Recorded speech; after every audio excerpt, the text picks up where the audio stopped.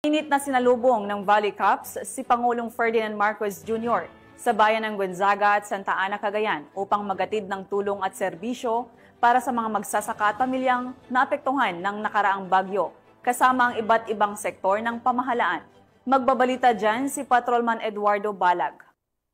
Na sinalubong ng Valley Cups si Pangulong Ferdinand R. Marcos Jr. sa kanyang pagbisita sa mga bayan ng Gonzaga at Santa Ana upang maghatid ng tulong at serbisyo sa mga magsasaka at pamilyang naapektuhan ng nagdaang bagyo kasama ang iba't ibang sektor mula sa pamahalaan. Kasama ng Pangulo ang iba't ibang ahensya kabilang ang Department of Social Welfare and Development, Department of Agriculture, Department of Public Works and Highways, Department of Education, mga lokal na pamahalaan at mga law enforcer unit na katuwang sa pamamahagi ng relief packs, learner kits, school supplies at iba pang pangunahing pangangailangan sa mga apektadong residente. Binigyang diin ni Pangulong Marcos ang kahalagahan ng mabilis at maagap na pagtugon ng pamahalaan upang maibisan ang paghihirap ng mga magsasaka at estudyante at tiniyak ang patuloy na suporta para sa kanilang kabuhayan at edukasyon. Dagdag pa ng Pangulo na kanyang titiyakin na ang bawat sentimong nakalaan para sa mamamayan ay may patutupad at maibibigay sa mga nararapat na programa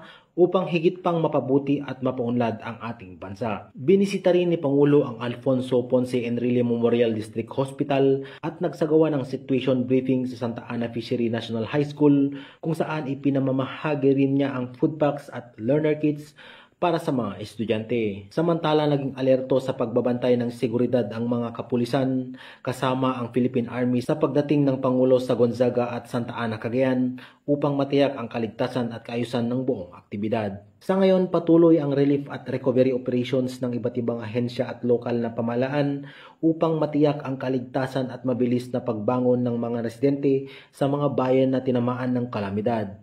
Kasama rito ang pamamahagi ng pagkain, gamot, damit, suporta sa edukasyon at rehabilitasyon ng mga infrastruktura at kabuhayan. Mula dito sa Lambak ng Cagayan, ako ang inyong Police News Network Correspondent, Patrolman Balawag, alagad ng batas, tagataguyod ng Balitang Pulis.